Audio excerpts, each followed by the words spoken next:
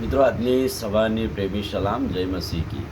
આપણે અંધારું ને અજવાળું એ વિશેની વાત જોતા આવેલા છે. ઉત્પત્તિના પુસ્તકના પહેલા અધ્યાયમાં પ્રભુએ પહેલા જ દિવસે અંધારું ને અજવાળું અલગ કર્યા, અલગ બિરુદ આપ્યું, અલગ નામ આપ્યું. અને અજવાળા માટે પ્રકાશ આપવા માટે જે મોટી જ્યોતિઓ પ્રભુએ આકાશમાં મૂકી એ વિશેની વાત. તો પ્રકાશ, અજવાળું એ માણસને માટે બહુ જ ઉપયોગી છે. અને એટલા માટે કેટલાક વચનો છે કે જે પ્રકાશ કે અજવાળું આપણને બહુ મોટો બોધ, ઉપદેશ અને શિક્ષણ આપે છે. એની ઉપયોગિતા, અજવાળાની ઉપયોગિતા, અજવાળા વગર આપણે રહી શકીએ નહીં. અને એટલા માટે ચોક્કસ રાત્રે અંધકાર થાય, આપણે સૂઈ જઈએ, આપણી આંખ બંધ થઈ જાય, પણ સવારે ઉઠીએ અને અજવાળું હોય, અને અજવાળું એ નવા એક દિવસની શરૂઆત, નવી એક શરૂઆત કરવા માટે સૂચન આપે છે. કે અજવાળું એ પ્રકાશમાં ચાલવા માટે આપણી આંખોને સચેત કરે છે. ગીતશાસ્ત્રનું પુસ્તક 78 જેને 14મું વચન, પ્રભુ ઇઝરાયેલીઓને દિવસે મેઘ સ્તંભ અને રાત્રે અગ્નિ સ્તંભથી દોડતા. એટલે કે રાત્રે પણ ઇઝરાયેલ પુત્રોને જવું હોય, મુસાફરી કરવી હોય, તો રાત્રે કે છે કે પ્રકાશ, અગ્નિનો પ્રકાશ આવતો અને પ્રભુ એમને દોડતા. પણ દિવસ દરમિયાન પુષ્કળ તાપ હોય ત્યારે કે છે કે મેઘથી, વાદળથી પ્રભુ એમને ઢાંકતા. એટલે ત્યાં એની ઉપયોગિતા આપણને જોવા મળે છે. માથીની સુવાર્તા 17મો અધ્યાયને પહેલું બીજું વચન, રૂપાંતરના પહાડ પર કે છે કે ત્યાં પ્રભુ અને એના શિષ્યો ગયા ત્યારે કે છે કે એમનું મોં પ્રકાશિત થયું, સૂરજ જેવું તેજ, અને એના લુગડા અજવાળા જેવા શ્વેત થઈ ગયા.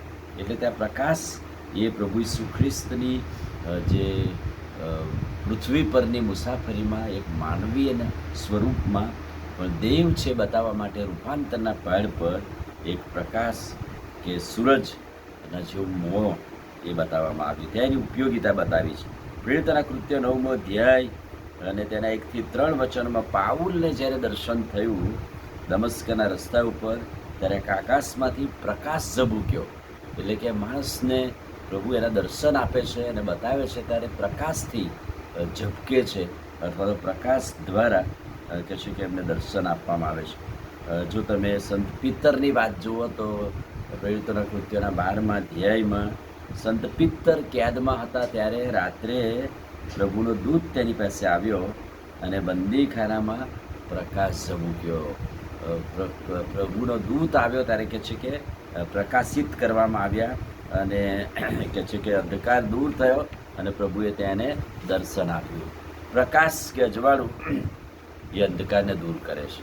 એટલે અંધારું હોય ત્યાં પ્રકાશ, અજવાળું હોય ત્યાં અંધકાર રહી શકતો નથી. અને એટલા માટે જ્યારે પ્રકાશ કે અજવાળું, દાખલા કે અંધારું હોય, એક રૂમની અંદર આપણે આવીએ, સ્વિચ પાડીએ, લાઇટ થાય, અજવાળું આવે એટલે અંધારું જતું રહે. એટલે પ્રકાશ કે અજવાળાનો કામ એ છે કે અંધકારને દૂર કરવાનો. યોહાનની સુવાર્તા 3 અને 20મું વચન, જે ભૂંડું કરે છે તે અજવાળાનો દ્વેષ કરે છે, પોતાના કામ ન વખોળાય માટે અજવાળા પાસે આવતો નથી. જે દુષ્ટતાના કામ કરે છે, અંધકારના કામ કરે છે, એ કદી અજવાળા આગળ આવશે નહીં, કેમ કે એની દુષ્ટતા એ પ્રગટ થાય છે. એટલા માટે એને બતાવવામાં આવેલું છે કે પ્રકાશ કે અજવાળું એ અંધકારને દૂર કરે છે.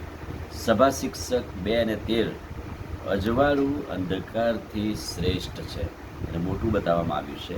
અને 11મો અધ્યાય 7મું વચન, ખરેખર અજવાળું એ રમણીય છે, સૂર્ય જુઓ એ આંખોને માટે ખુશકારક લાગે છે. અને એટલે આપણે સવારે ઉઠીએ અને આપણને અજવાળું રમણીય લાગે, અને સૂર્યને જુઓ એ આંખ માટે બહુ સારું, સરસ. અને કેટલી બધી વાર, ઘણા બધી વાર વાદળો અને વાદળ પ્રકાશિત હોય ત્યારે કહે છે કે સૂર્ય ના હોય ત્યારે આપણે ઈચ્છીએ કે ભાઈ સૂર્ય પ્રકાશ આવે, અને સૂર્યથી, પ્રકાશથી અંધકાર દૂર થાય છે. અમે પ્રાર્થના કરી, ભલા પ્રભુ, આજે સવારે અજવાળું એ અમારા જીવનને માટે ખૂબ આશીર્વાદિત છે, અને તમે અજવાળાને બનાવીને માણસને માટે ઉપયોગી બનાવ્યું છે. અને આજે અજવાળાની ઉપયોગિતા અમે જોઈએ છીએ ત્યારે તમારો આભાર માનીએ છીએ. પ્રભુ ઈસુના નામમાં પ્રાર્થીએ છીએ, સાંભળો અને માનીએ પ્રભુ. આમીન. God bless.